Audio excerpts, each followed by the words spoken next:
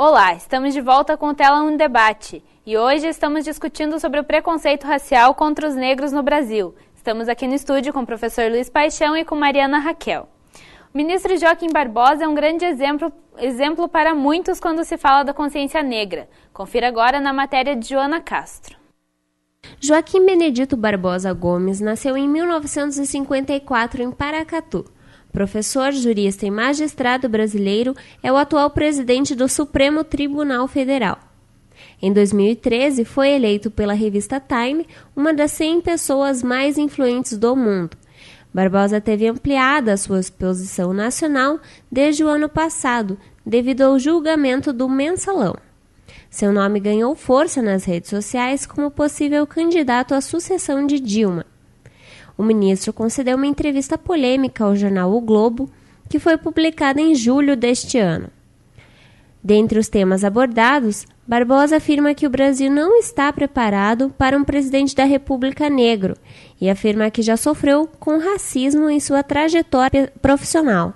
Barbosa afirmou que nunca pensou em se envolver com política e que não tem laços com nenhum partido político. Apesar de negar a sua candidatura, Barbosa afirma que já há campanhas na mídia contra a sua pessoa.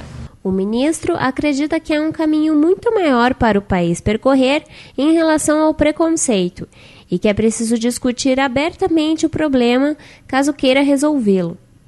Segundo a pesquisa do Datafolha, divulgada no dia 10 de agosto, o magistrado obteria 11% dos votos se fosse candidato à presidência.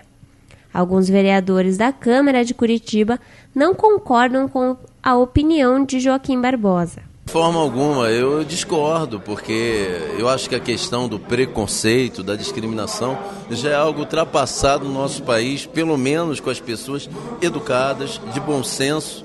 Acho que o Joaquim Barbosa é um grande presidente, ele tem uma personalidade muito forte, mas o Brasil, eu não tenho dúvidas de que tem plenas condições e maturidade para ter um presidente negro, como tem hoje uma presidenta mulher que nos orgulha a todos perante as nações. Há alguns meses atrás, aqui na Câmara, eu citei o exemplo de uma pesquisa que foi feita, onde pela primeira vez na história do Brasil, 2 mulheres estavam ganhando a corrida presidencial, a Dilma e a Marina. E eu citei para amigos, em particular, não falei isso no plenário, que o Brasil uma vez perdeu medo de votar numa pessoa pobre, de origem pobre, que era o Lula. E depois de alguns anos perdeu medo de votar numa mulher. Eu talvez não veja medo do Brasil votar numa próxima eleição numa mulher pobre e muito menos numa pessoa negra. Se o presidente do Supremo entende que ele está preparado e pode cumprir esse papel, né, como alguém que seria um representante, um gestor da nação brasileira, eu acho que ele deve se colocar.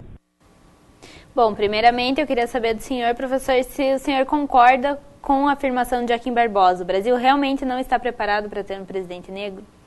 Em partes, porque a população negra, já foi abordada aqui pela reportagem, representa mais de 50% da população do país.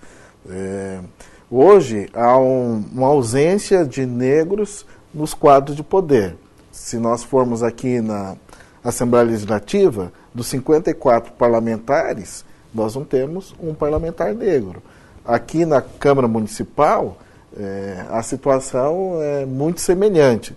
Então, infelizmente, há uma ausência e uma dificuldade da presença de negros nesses espaços de poder, em virtude de uma série de fatores históricos, do quadro de desigualdade racial muito presente no país.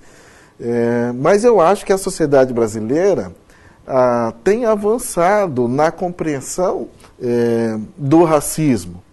Há 10 anos atrás, quando alguém dizia no Brasil tem racismo, a maioria das pessoas diziam, não, Brasil, racismo não. Racismo é o que tem nos Estados Unidos, que tem conflito racial, tinha conflito racial aberto, na África do Sul.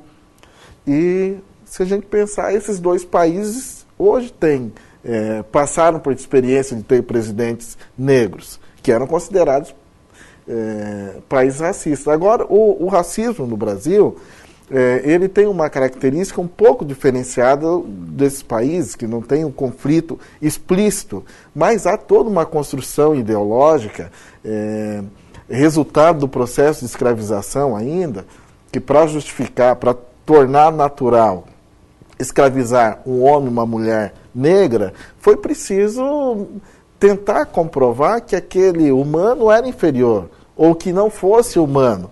Então, uma série de teorias no campo da igreja, da biologia, da política, da omissão das contribuições dos povos africanos para o conjunto da humanidade, foi construída uma ideia de inferioridade do negro. E essa ideia, infelizmente, ela tem presença firme até hoje. Então, para algumas pessoas, o negro não tem condições, não é capaz. Mas eu acho que a sociedade brasileira está preparada, sim, para ter um presidente negro, uma presidenta negra, mais políticos negros. Agora, é fundamental que a sociedade não deixe de reconhecer que há uma dívida social com a população negra. Por isso, tem vários setores do movimento negro que defende, por exemplo, como existem em cada partido, na legislação eleitoral, que cada partido, ao apresentar uma chapa para concorrer ao cargo de vereador, de deputado, tenha lá 30% para destinado a candidatas mulheres, que também tenhamos um percentual de candidatos negros em todas as chapas proporcionais de cada partido, para incentivar que nós tenhamos a presença desse segmento importante na sociedade do país. E você, Mariana, você acredita que o Brasil não está preparado para um presidente negro? Eu acredito que pode estar preparado, mas ao mesmo tempo eu acredito que a gente está bem longe disso, assim, pelo que a gente olha na sociedade, pelas possibilidades que o jovem negro hoje tem de preparo. O que a gente vê, por exemplo, é que, como ele frisou novamente, nós somos mais de 50% da população, mas ainda a gente não reflete isso nos espaços de poder. Isso acontece no judiciário, isso acontece não só no legislativo, no judiciário, em todas as esferas. Então, se você vê só que a população negra hoje, até estudos comprovam e tal, ela está ficando também mais, assim, eu acho, consciente e tá tomando mais esse engajamento também político, de querer se ver representado, assim, sabe? Então, eu vejo nisso um possível crescimento, né, da gente refletir futuramente a população negra nas esferas de poder. Só que hoje ainda deixa muito a desejar. E o ministro também falou que o Brasil a mídia não discute bem sobre o preconceito. Você acredita que tem uma forma de abolir esse preconceito discutindo isso na mídia? Eu acho que toda discussão é válida, porque a gente tem que bater sempre no senso comum, né? Como ele falou da formação histórica, né? Formação histórica de que o negro é inferior, que o negro é vagabundo, isso tudo foi construído, né? Então, quanto mais a gente discute a respeito, mais a gente tem que desconstrói esses conceitos. Então, eu acho muito importante a mídia discutir, eu acho muito importante coisas como dos médicos cubanos, quando vem à tona, porque o Brasil, ele tem isso que ele falou, né, dos Estados Unidos, esqueci o país. África do Sul, era tudo muito explícito. No Brasil, que a gente tem o racismo velado. Enquanto você está na cozinha, enquanto você está me servindo, tudo bem, você é meu amigo, você faz o seu sambinha lá, mas você tem que ficar no teu espaço. Agora, quando você tenta adentrar o meu espaço de poder, que foi construído para mim, que é meu de direito, aí as coisas no Brasil começam a se mostrar. Aí o racismo vem à tona. Aí é o que você está fazendo aqui, né? Esse espaço não é seu.